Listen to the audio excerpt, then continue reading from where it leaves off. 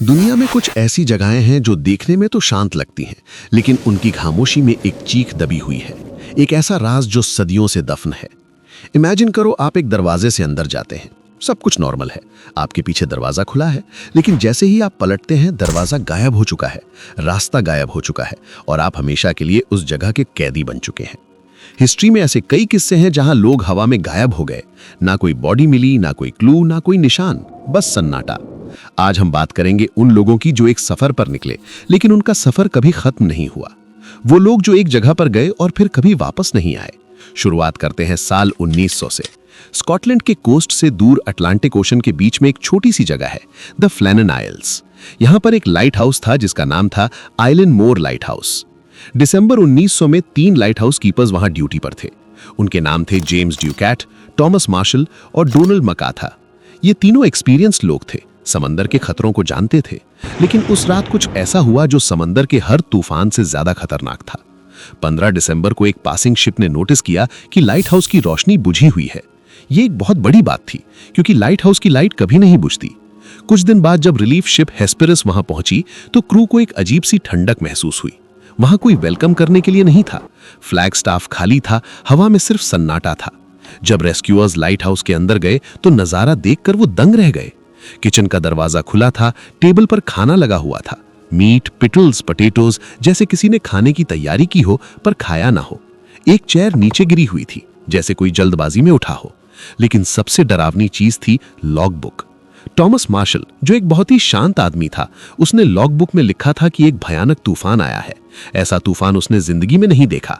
उसने लिखा था कि जेम्स ड्यूकैट वो रहा था और तीसरा आदमी मैकार्थर, जो एक बहादुर सेलर था, वो भी डर से कांप रहा था। आखिरी एंट्री 15 दिसंबर की थी। सिर्फ एक लाइन लिखी थी, स्टॉर्म एंडेड, सी काम, गॉड इज ओवर ऑल। यानी तूफान रुक गया है, समंदर शांत है, ईश्वर सबसे ऊपर है। लेकिन उस दिन उस एरिया में कोई तूफान रिकॉर्ड ही नहीं हुआ था। आसपास के शिप्स ने रिपोर्ट किया था कि मौसम बिल्कुल साफ था। तो सवाल यह है, वो तीनों किससे डर रहे थे? वो कौन सा तूफान था जो सिर्फ उन्हें दिख रहा था? तीनों कीपर्स गायब थे, उनके बॉडीज कभी नहीं मिले। कुछ लोग कहते हैं कि किसी जायंट वेव ने उन्हें बहा दिया, कुछ कहते हैं कि वहां कोई सुपरनैचुरल ताकत थी। आज तक आइलैंड मोर लाइट हाउस का राज समंदर की लहरों में दफन है। अब हम चलते हैं अमेरिका के वर्मोंट स्टेट में। यहां एक जगह है जिसे कहा जाता है द बेनिंगटन ट्रायंगल। ये कोई ऑफिशियल नाम नहीं है, लेकिन 1945 से 1950 के बीच यहां 5 लोग अचानक गायब हो गए। और ये गायब होना कोई मामूली किडनैपिंग नहीं थी, ये लोग बस वैनिश हो गए। सबसे फेमस केस है पॉला वेल्डन का। 1 दिसंबर 1946। पॉला एक 18 साल की कॉलेज स्टूडेंट थी। उस दिन वो ट्रैकिंग के लिए लॉन्ग ट्रेल पर निकली। उसने एक ब्राइट लाल रंग का कोट पहना था जो दूर से ही दिख जाता था। शाम के वक्त कुछ लोगों ने उसे ट्रेल पर देखा।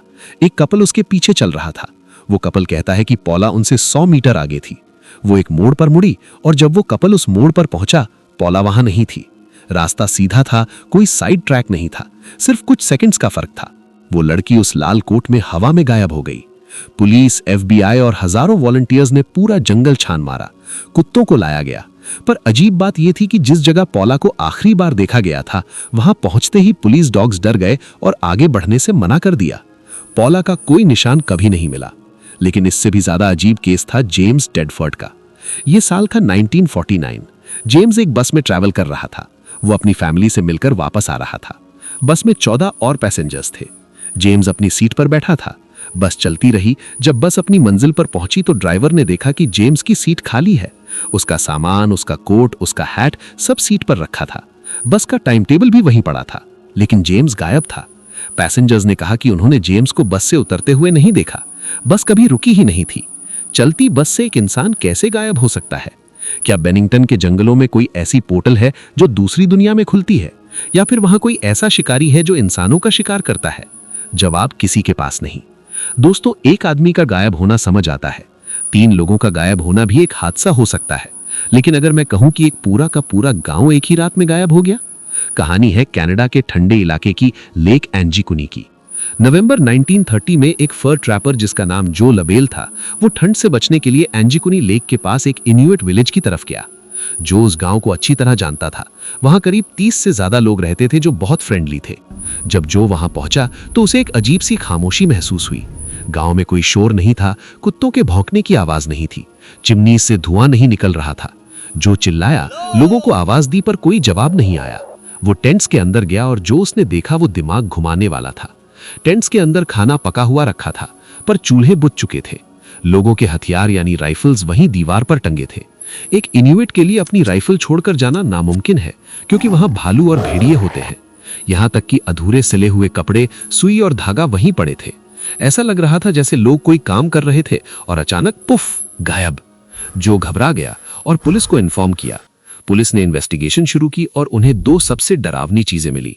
गांव से कुछ दूर उन्हें कुत्तों की बॉडीज मिली। वो कुत्ते स्टारवेशन से मरे थे, लेकिन गांव में तो खाना भरा पड़ा था। अगर लोग भाग गए थे तो कुत्तों ने खाना क्यों नहीं खाया, या उन्हें किसने रोका? दूसरी बात, गांव का कब्रिस्तान, वहां की कब्रें खुदी हुई थीं और बॉडीज गायब थीं। जमीन जमी हुई थी जिसे खोदना पत्थर तोड़ने जैसा मुश्किल था। यह काम जानवर नहीं कर सकते थे। पुलिस ने कंक्लूड किया कि गांव वाले अपनी मर्जी से नहीं गए, लेकिन वो गए कहां? आसपास मीलों तक सिर्फ बर्फ थी। अगर वो पैदल जाते तो उनके फुटप्रिंट्स बर्फ पर दिखते, पर वहां एक भी निशान नहीं था। आज तक लेक एंजीकुनी का वो गांव एक मिस्ट्री है। क्या एलियंस, क्या कोई सुपरनैचुरल स्टॉर्म, या फिर कुछ और? हमारी आखिरी कहानी हमें ले चलती है रोमानिया, ट्रांसिल्वेनिया के दिल में। वही ट्रांसिल्वेनिया जो ड्रैकुला की कहानियों के लिए मशहूर है। लेकिन यहाँ एक जंगल है जो ड्रैकुला से भी ज्यादा डरावना है, द होया बच्यू फॉरेस्ट। इस जंगल को the Bermuda triangle of Transylvania कहा जाता है। लोकल लोग इस जंगल में जाने से डरते हैं।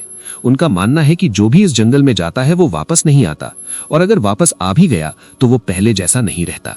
सबसे मशहूर किस्सा एक चरवाहे का है। एक दिन ये शेफर्ड अपनी 200 भेड़ों के साथ जंगल में दाखिल हुआ। वो जंगल के रास्ते को जानता था, लेकिन उस दिन वो अंदर गया और फिर कभी बाहर नहीं आया। सोचिए, एक आदमी और 200 जानवर, इतना बड़ा ग्रुप बिना किसी निशान के कैसे गायब हो सकता है? ना कोई बॉडी मिली, ना कोई कपड़ा, ना भेड़ों की हड्डियां। वो सब बस जंगल के कोहरे में समा गए। इस जंगल में जाने वाले लोग रिपोर्ट करते हैं कि उन्हें अचानक एंजाइटी होने लगती है। उन्हें लगता है कोई उन्हें देख रहा है। इलेक्ट्रॉनिक डिवाइसेस वहां काम करना बंद कर देते हैं, और सबसे अजीब बात, वहां के पेड़ सीधे नहीं उगते। वो जमीन के पास टेढ़े मेढ़े होकर उगते हैं, जैसे किसी तकलीफ में हो। साइंटिस्ट्स ने सॉइल टेस्ट किया, पर कुछ अबनॉर्मल नहीं मिला। तो ये पेड़ ऐसे क्यों है? 1968 में एक मिलिट्री टेक्नीशियन एमिल बार्निया ने वहां एक यूएफओ की फोटो खींची थी। उसके बाद से ये माना जाता है कि शायद ये जगह दूसरी दुनिया का दरवाजा है। एक ऐसा दरवाजा जिसमें वो शेफर्ड और उसकी भेड़ें शायद गलती से चले गए होंगे। लोग कहते हैं कि रात को इस जंगल से अजीब सी रोशनियां दिखती हैं और औरतों के रोने की आवाजें आती हैं। क्या वो उन्हीं लोगों की आवाजें हैं जो वहां खो गए? दोस्तों, ये सिर्फ कहानियां नहीं है, ये वो रियल इंसिडेंट्स हैं जिन्होंने दुनिया भर के एक्सपर्ट्स को चुप करा दिया है। हम इंसान सोचते हैं कि हमने दुनिया को समझ लिया है, हम चांद पर पहुंच गए हैं, टेक्नोलॉजी में आगे बढ़ गए हैं। लेकिन सच ये है कि हमारी ही दुनिया में कुछ ऐसे कोने हैं जो आज भी हमारे नियम नहीं मानते। फ्लैनन आइल्स का लाइट हाउस, बेनिंगटन के जंगल, एंजीकुनी की खामोश झील और होया बच्चियों के टेढ़े पेड़, ये सब हमें याद दिलाते हैं कि हम कितने छोटे हैं। शायद कुछ दरवाजे ऐसे होते हैं जिन्हें बंद ही रहना चाहिए, और शायद कुछ रास्ते ऐसे होते हैं जिन पर चलने की गलती हमें नहीं करनी चाहिए। आपको इनमें से कौन सी स्टोरी सबसे ज्यादा मिस्टीरियस लगी? क्या आप किसी ऐसी जगह के बारे में जानते हैं जहां जाना मना है? कमेंट्स में जरूर बताएं। अगर ये वीडियो पसंद आया हो तो लाइक करें, और ऐसे ही राज जानने के लिए सब्सक्राइब करें। मैं मिलूंगा आपसे अगले वीडियो में एक नई मिस्ट्री के साथ। तब तक के लिए सतर्क रहें, क्योंकि क्या पता अगला मोड़ आखिरी मोड़ हो।